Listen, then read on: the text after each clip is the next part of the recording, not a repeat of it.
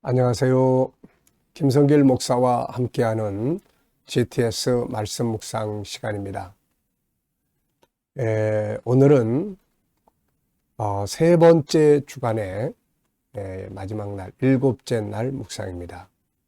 일곱째 날 묵상의 주제는 함께 나누기가 되겠습니다.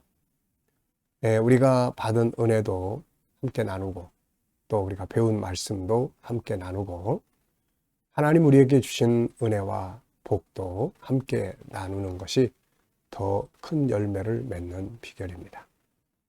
한 주간도 묵상에 함께 하신 모든 이들에게 감사드리고, GTS 묵상은 우리의 삶의 변화를 만드는 아주 소중한 재산입니다. 늘 익숙하게 훈련해 가시기 바랍니다. 자, GTS 묵상은 두 가지의 목적을 위해 만들어졌습니다.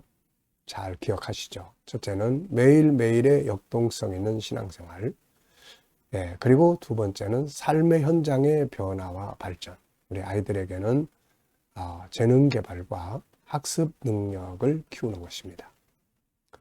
이것을 위해서 5, 7, 2의 구조가 들어있죠. 5는 그림을 분석하면서 생각의 능력을 키우는 프로그램입니다. 아이들에게는 공부하는 두뇌를 키워주는 거죠. 그리고 7은 7가지의 주제입니다. 그날 그 주제를 중심으로 살아보면 변화와 발전을 만들어 갑니다. 7가지 주제를 한꺼번에 이렇게 잘 사용하시면은 우리의 삶을 점검하는 컨설팅의 도구가 되고요. 아이들에게는 독서와 학습 능력을, 학습을 지도할 수 있는 좋은 비결이 됩니다. 2는 질문 만들기와 교님과 소통하고 영감을 얻는 프로그램이 되겠습니다. 자, 5, 7, 2. 우리에게 은혜를 주고 또 삶의 변화를 만드는 아주 중요한 프로그램이에요. 자, 그럼 오늘도 그림 분석부터 정리를 해보겠습니다. 자, 이번 주간에는 우리가 예루살렘 성전에 들어가셔서 성전을 정결케 하시는 주님의 모습을 우리가 살펴봤습니다. 그래서 아브라함이 이삭을 데리고 모리아산으로 가는 장면, 모리아산에 솔로몬이 성전을 건축하는 장면, 그리고 그 성전에서 예배, 제사를 드리는 장면, 그리고 예수님께서 오셨을 때 성전을 뒤집어 엎으시던 그런 장면들을 우리가 쭉 살펴봤어요. 예루살렘은 세 가지의 기능을 가진 곳이라고 했죠. 첫째는 살아계신 하나님의 집입니다. 그래서 하나님과 늘 만남이 이루어지는 예배의 처소, 기도의 처소죠. 그래서 거룩함이 잘 지켜져야 되는 곳이었습니다. 그런데 예수님 오셨을 때 강도의 소굴이 된 거죠. 장사꾼의 소굴. 그리고 이제 두 번째는 이 예루살렘의 실물은 하늘에 있는 예루살렘입니다. 그래서 하늘의 새 예루살렘을 이 세상에 계시하는 그런 역할을 하는 곳이죠. 천국을 계시하는 장소입니다. 자, 세 번째는 이제 여기서부터 복음이 온 세계에 전파되는 선교의 시작하는 장소, 센터가 되게 되는 거죠. 그래서 이 예루살렘은 이 세상에 정말로 소중한 장소가 됐던 거죠. 그런데 예수님이 오셨을 때 이 성전은 장사꾼들의 소굴이 된 거죠. 원래 이 장사하는 사람들이 성 밖에서 이렇게, 그러니까 성전 밖에서 장사는 하는 거야 상관없습니다. 그런데 이게 성전 마당까지 들어온 거죠. 성전 뜰 안까지 들어온 겁니다. 여기는 장사꾼들이 들어오면 안 되는 곳이죠. 그래서 이 제사장들과 이런 사람들이 아마 거기에서 이제 뭘 받았겠죠. 자리세라든지 판매하는데 몇 퍼센트를 내놔라 이런 식이 돼. 그래가지고 이 성전 뜰 안까지 이게 들어온 겁니다. 이게 그러다 보니까 완전히 오막신창이 된 거죠. 그래서 예수님은 이들을 다 내쫓으시게 된 겁니다. 자, 오늘은 이제 이 그림이, 이 예루살렘이 이제 멸망하는 장면이에요.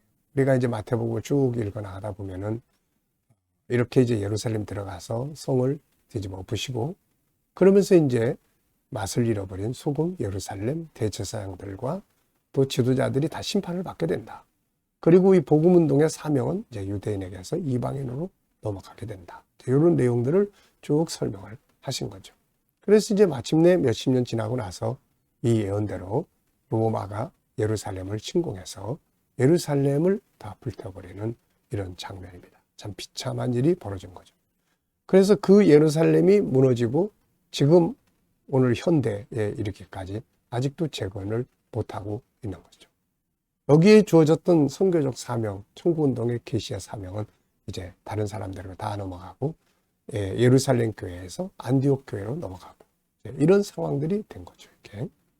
자, 그래서 저는 제목을 맛을 잃어버린 소금의 결과 이렇게 적어봤고요. 맛을 잃어버린 소금은 버림을 당한다. 예루살렘도 맛을 잃어버렸죠. 그래서 로마에 의해 멸망하고 무너지게 됐던 겁니다. 자, 두 번째는 이제 분석이에요. 눈에 보이는 것과 보이지 않는 것. 자, 우선 눈에 보이는 것은 불타는 예루살렘, 그리고 이쪽에 감람산, 또 성 저 뒤쪽에 산들이 쫙 있고요. 불타는 장면이 있습니다. 그리고 오른쪽에는 또 이렇게 동네 마을이 있는 것 같고요. 불과 연기들이 막 타오르고 있습니다.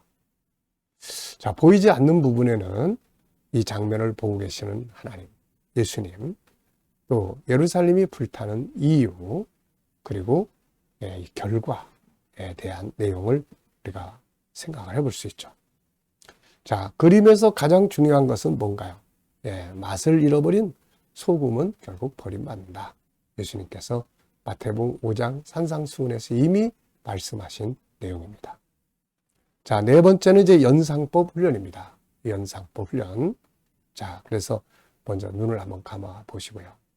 자, 우선 불타는 예루살렘, 타오르는 불과 연기, 그리고 예루살렘 맞은편 쪽으로는 감람산, 뒤쪽으로도 산이 있고요.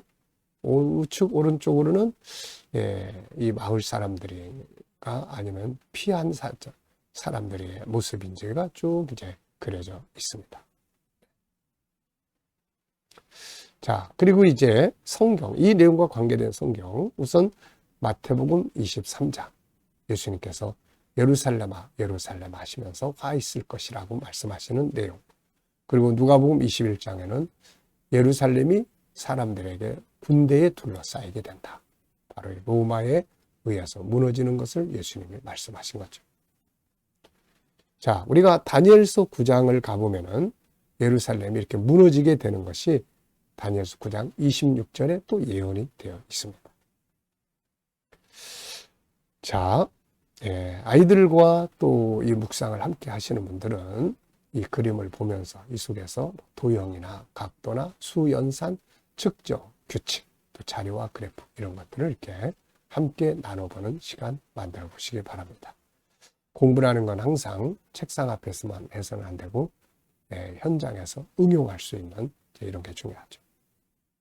자, 상상력 큐브입니다. 이 그림 가운데 두고요. 앞에는 어떤 그림을 그리면 좋을까요? 자, 앞에는 자, 솔로몬이 이제 예루살렘 성전을 건축하는 그 장면을 한번 그려볼 것 같고요. 그리고 이제 현재. 다음 그림은 계시록 21장 이전에 영원히 무너지지 않는 하늘의 새 예루살렘이 임하는 장면을 그려볼 것 같습니다. 자, 미래를 어떻게 살고 싶은가요? 그렇다면 지금 무엇을 해야 할까요?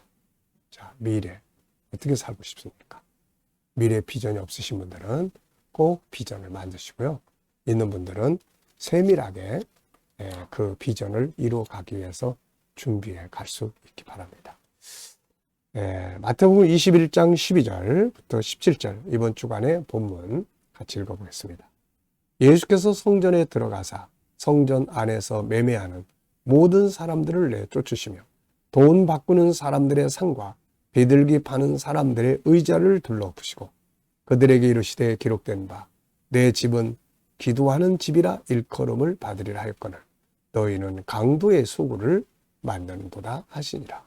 맹인과 저는 자들이 성전에서 예수께 나오매 고쳐주시니 대제사장들과 서기관들이 예수께서 하시는 이상한 일과 성전에서 소리질러 호산나 다윗의 자손이여 하는 어린이들을 보고 노하여 예수께 말하되 그들이 하는 말을 듣느냐. 예수께서 이르시되 그렇다. 어린 아기와 젖먹이들의 입에서 나오는 찬미를 온전케 하셨나이다 함을 너희가 읽어본 일이 없느냐 하시고 그들을 떠나 성 밖으로 베다니에 가서 거기서 유하시니라. 아멘. 자, 감사한 거 또 적어 보십시오.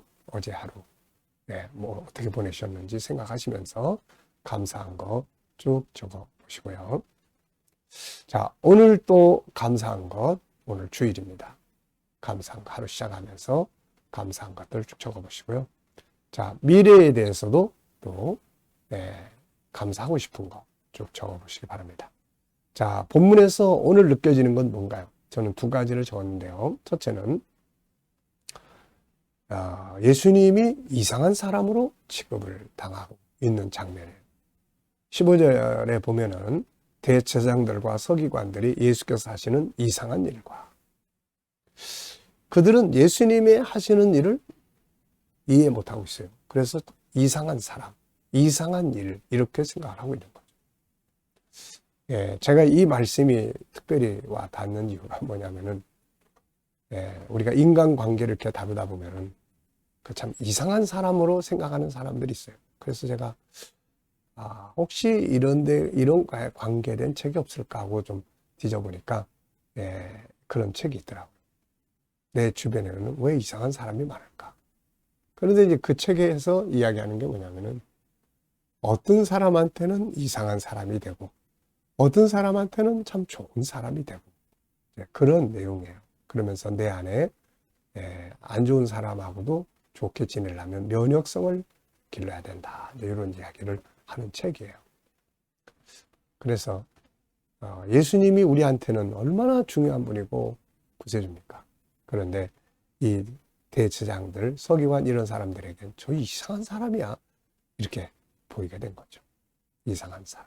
그래서 때로는 우리도 누군가에게는 좋은 사람이 되고 누군가에게는 또 이상한 사람 취급도 받을 수 있다 하는 것을 우리가 생각해 볼 수 있습니다. 두 번째는 예루살렘에 머물지 않으시고 베다니에 가셔서 유하신 주님. 참 이게 은혜도 주고 또 한편에서는 마음도 아프고 그렇죠. 예루살렘 성전은 예수님의 집입니다. 그러니까 사실 그분이 거기에 머물러셔야 되거든요. 근데 그곳에 강도의 소굴, 장사꾼들의 소굴, 예수님을 배척하는 자들의 무리들이 있는 곳, 그 예수님 떠나신 거예요. 그래서 베다니, 그분을 사랑하고 그분을 존중히 여기는 자들이 모여 있는 곳이죠. 네. 자, 행여라도 오늘 우리들 가운데 오셔서 난 여기 더 이상 못 있겠다 그러고 떠나시는 이런 일들이 되지 않도록 해야 되겠습니다. 자, 한 주간 묵상하면서 본문에서 기억에 남는 것이나 응용해 본 건 뭔가요? 자, 본문의 중요한 내용들을 쭉 적어봤어요. 우선 성전을 정결케 하시는 주님, 기도하는 집을 강도의 소굴로 만든 사람들, 그리고 고쳐주신 사람들, 찬양하는 자들과 비난하는 자들, 예루살렘을 떠나 베다니에 가셔서 유하신 주님, 다 나름대로 깊은 의미들을 보여주고 있습니다. 자, 이 시간은 암송 시간입니다. 자, 한번 눈 감아 보시고요. 예수께서 성전에 들어가서 매매하는 자들을 쫓으시고 돈 바꾸는 상과 비둘기 파는 의자를 둘러엎으신 이르시되 내 집은 기도하는 집이라 일컬음을 받으려 할 거늘 너희가 어찌하여 강도의 소굴로 만드는. 이때의 성전에서 맹인들과 전원자들이 나오매 고쳐주시니라. 대제사장들과 서기관들이 예수께서 행하시는 이상한 일과 아이들이 찬미하는 것을 보고 노하여 이르되 이들의 소리를 듣느냐 하니 예수께서 듣고 있다 하시면서 어린아이와 젖먹이들의 입에서 나오는 찬미를 온전케 하셨담을 읽어보지 못하였느냐 하시고 그들을 떠나 성 밖으로 나가 베다니에 유하시니라. 아멘. 자, 우리가 이렇게 말씀을 암송할 수 있다는 것은 굉장히 큰 은혜고 축복입니다. GTS 묵상은 한 본문을 일주일 동안 계속 묵상하기 때문에 암송을 잘 할 수 있도록 돕습니다. 결국 암송을 잘하는 것은 이 말씀도 내 안에 저장한다는 것이고 암송할 수 있는 기능, 능력을 자꾸 키워주는 거예요. 기억력을 좋게 해주는 겁니다. 자, 572 사용한 거 있으면은 또 함께 적어보시기 바랍니다. 572. 572를 어떻게 사용해 보셨는지요? 자, 이 시간에는 주님께 묻고 또 소통하는 시간을 갖도록 하겠습니다. 자, 눈 감으시고요. 본문 한번 쭉 떠올려 보십시오. 그리고 7가지 주제도 떠올려 보시고요. 그리고 오늘 삶의 현장, 오늘 주일인데요. 하나님 앞에 나아갔을 때 내가 무엇을 어떻게 또 섬기고 나눠야 할 것인지, 또 사람을 만날 때 어떤 자세로 돼야 되는지 주님께 물어보십시오. 주님, 오늘 이 사람 만나는데 제가 어떤 자세로 대하면 좋을까요? 오늘 이 사람 앞에서 어떤 말을 하면 좋을까요? 주님이라면 어떻게 하시겠습니까? 이 문제를 해결해야 되는데 주님이라면 어떻게 하시겠습니까? 자, 그리고 기다려보시면 주님이 주시는 좋은 지혜, 말씀, 감동, 확신 이런 것들이 있습니다. 이 영감을 가지고 살면 좋은 하루, 행복한 하루 살 수 있습니다. 오늘도 복된 주일 되시기 바랍니다. 자, 기도하고 마치겠습니다. 주님 감사합니다. 한 주간도 묵상에 함께한 모든 이들에게 은혜와 복을 더하시고 오늘 또 거룩한 주일입니다. 원근 각지의 많은 영혼들이 주님께 찾아와 주님께 예배드리고 구원받고 은혜받고 치료받게 하여 주시옵소서. 감사하며 예수님의 이름으로 기도하옵나이다. 아멘.